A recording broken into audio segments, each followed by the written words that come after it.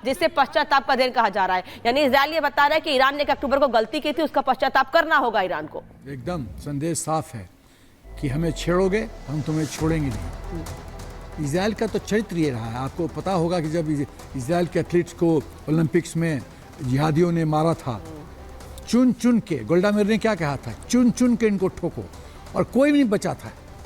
कोई एक्सीडेंट में मारा गया, कोई घर में मारा गया, कोई टेलीफोन का घर में ब्लास्ट हुआ मारा गया, एक एक आदमी को मारा गया था। पहली बात तो इजराइल का तो चरित्र है कि हम चुपचाप नहीं बैठेंगे। दूसरी बात जो है, जो 1 अक्टूबर में जिस तरह से मिसाइल अटैक हुआ अबाउट 181, तो जब इस तरह का हरकत होता है तो इसके लिए रिटेलिएशन के लिए प्लानिंग की ज़रूरत होती है।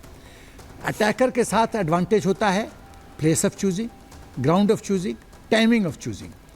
डिफेंडर को पता नहीं चलता है। तो ये जो 24-25 दिन जो बीता, इसमें इजराइल ने पूरी तरह से डिटेल्ड प्लानिंग की, टारगेट सेलेक्ट किया होगा कि सबसे बड़ा डेंट क्या लगेगा। और देखिए, एक और इम्पॉर्टेंट बात मैं कहना चाहता हूँ कि इजराइल और ईरान के बीच में 2000 किलोमीटर की दूरी है। तो ग्राउंड में तो ट्रुप्स कांटेक्ट है नहीं, क्योंकि बॉर्डर तो मिलता नहीं है। तो ये लड़ाई बेसिकली हवा में होगी। जब भी लड़ाई होगी उसका स्वरूप होगा हवा, एयर स्पेस में, चाहे मिसाइल सिस्टम हो, चाहे फाइटर जेट हो, चाहे हेलीकॉप्टर्स हो, चाहे ड्रोन्स हो, तो ये पूरी युद्ध होगी। दूसरी बात, क्योंकि 2000 किलोमीटर की दूरी है, तो आप समझिए कि जिस देश का एयर डिफेंस सिस्टम मजबूत होगा वो सफल होगा, जिसका नहीं होगा वो सफल नहीं होगा। जब 100 फाइटर जेट इजराइल के अटैक किए और सब सेफ आ गए, इसका मतलब है ईरान का एयर डिफेंस सिस्टम उतना अच्छा नहीं है, उसमें कमियां हैं।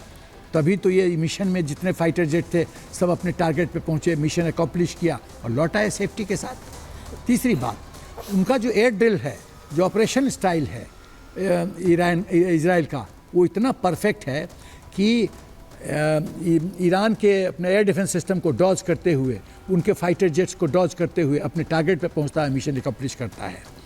तो ये सब चीज़ इंपॉर्टेंट चीज़। अब सवाल ये होता है कि ये सिस्टम कब तक चलता रहेगा। ये तब तक चलता रहेगा जब तक सोच नहीं मिडिल ईस्ट की मरेगी कि इजराइल को शांति से जीने दो, और वो उसकी मृत्यु कभी नहीं होगी। तो ये जंग चलता रहेगा, फेजेस में चलता रहेगा। लड़ाई होगी, कुछ दिन का गैप होगा, रिकूप होगा, रिग्रुप होगा, फिर जंग, फिर अटैक। तो ये सिस्टम, इसकी कोई कमी नहीं होगी, ये चलता रहेगा। लेकिन होता क्या है कि इससे जो वर्ल्ड इकोनॉमी पे बहुत बुरा असर पड़ता है और प्राइसेस एस्केलेट करते हैं जी। और गवर्नमेंट, माफी चाहूंगी, रोक रही हूँ आपको, वापस इस बात को कंटिन्यू करेंगे आपकी, क्योंकि आप बता रहे हैं कि किस तरीके से इजराइल ईरान पर हमले किए हैं। इजराइल ने ईरान पर आने वाले समय में और कैसे ये हमले तेज हो सकते हैं, लेकिन ईरान ने भी तैयारी पूरी कर ली है। अब आपको ये बता दें कि इजराइल ने ईरान पर कहां पर हमले किए हैं, किस किस जगह पर। हालांकि इन्हें छोटा हमला कहा जा रहा है, लेकिन ये हमले कहां किए गए बता दें आपको।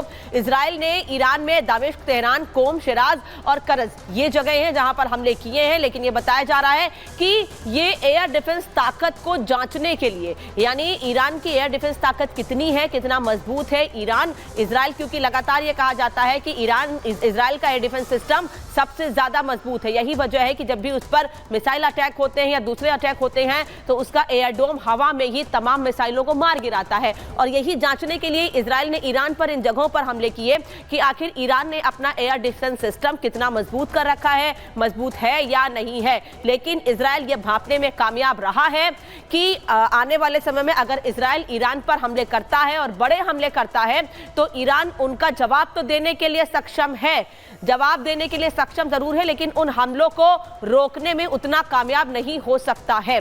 बता दें आपको कि इजराइल ने 1 अक्टूबर को हुए हमले के 25 दिन बाद अब ईरान को करारा जवाब दिया है। इजराइल के 1-2 दिन नहीं बल्कि 100 लड़ाकू विमानों ने ईरान में घुसकर तबाही मचा दी है। इजराइल ने ईरान पर यह हमला कैसे किया है, ये आपको इस रिपोर्ट में दिखाते हैं।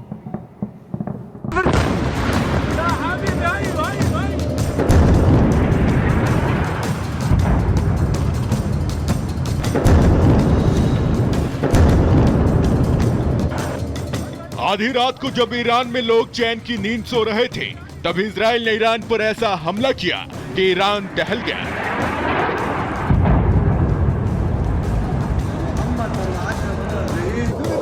इजराइल के लड़ाकू विमान जहां से गुजरे उन इलाकों को धुआं कर दिया।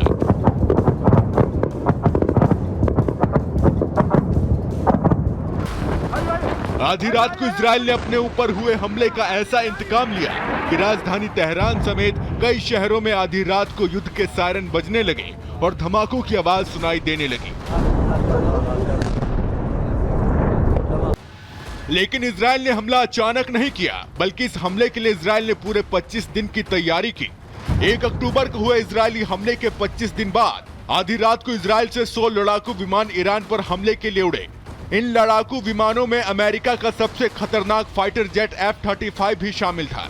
ये लड़ाकू विमान सबसे पहले सीरिया के एयरबेस में घुसे और फिर वहां से जॉर्डन गए और फिर 2000 किलोमीटर दूर ईरान में जाकर तबाही मचा दी। इजराइल के खतरनाक लड़ाकू विमानों ने सबसे पहले राजधानी तेहरान को दहलाया और फिर कसज, मसाद, कौम, शिराज में हमला करके ईरान को धुआं-धुआं कर दिया।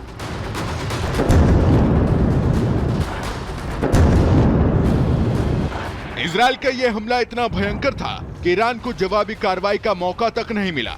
ईरान कुछ कर पाता उससे पहले ही इजराइल के खतरनाक लड़ाकू विमान हमला करके वापस लौट आए। हमले के बीच इजराइल के रक्षा मुख्यालय से ऐसी तस्वीर सामने आई है जिसे देखकर दुनिया दंग है। दरअसल जब इजराइल की सेना ईरान में घुसकर तबाही मचा रही थी, तब तेल अवीव में स्थित रक्षा मुख्यालय में खुद इजराइल के प्रधानमंत्री बेंजामिन नेतन्याहू मौजूद थे, जो रक्षा मंत्री योव गैलेंट के साथ खुद इस हमले की मॉनिटरिंग कर रहे थे।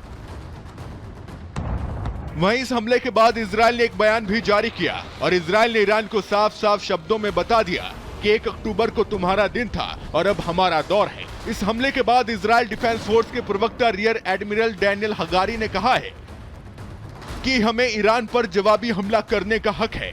इजराइल के खिलाफ ईरान के हमलों के जवाब में आईडीएफ अब ईरान के ठिकानों पर सटीक हमला कर रही है और दुनिया के हर एक संप्रभु देश की तरह ही इजराइल को भी जवाब देने का अधिकार है। अब हमारे लोगों की रक्षा के लिए जो कुछ भी आवश्यक होगा वो करेंगे।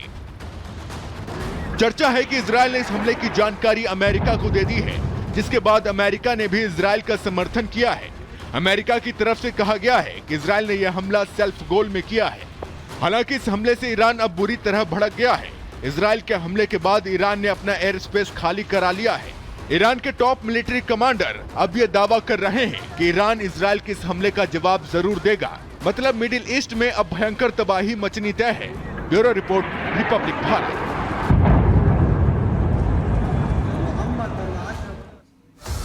तो देखिए, बारूदी मंजर और युद्ध भयंकर। आखिर किस तरीके से मिडिल ईस्ट में महासंग्राम छिड़ा हुआ है, ये हम लगातार दिखा रहे हैं। एक तस्वीर, एक अपडेट दिखा रहे हैं। अब आपको दिखा देते हैं कि कैसे दरअसल ये हमला हुआ है। इजराइल और ईरान के बीच दूरी कितनी है, ये सबसे पहले आपको बता रहे हैं। 2000 किलोमीटर की दूरी इसके बीच है और यहाँ पर देखिए किस तरीके से ताबड़तोड़ यहाँ पर बम बरसाए गए। ये तस्वीर हम लगातार दिखा रहे हैं। 100 से ज्यादा विमानों को इसमें शामिल किया गया है। लड़ाकू विमान ये बताए जा रहे हैं जिन्हें शामिल किया गया इस ऑपरेशन को लेकर के। और खुद नेतन्याहू की नजर बनी हुई थी।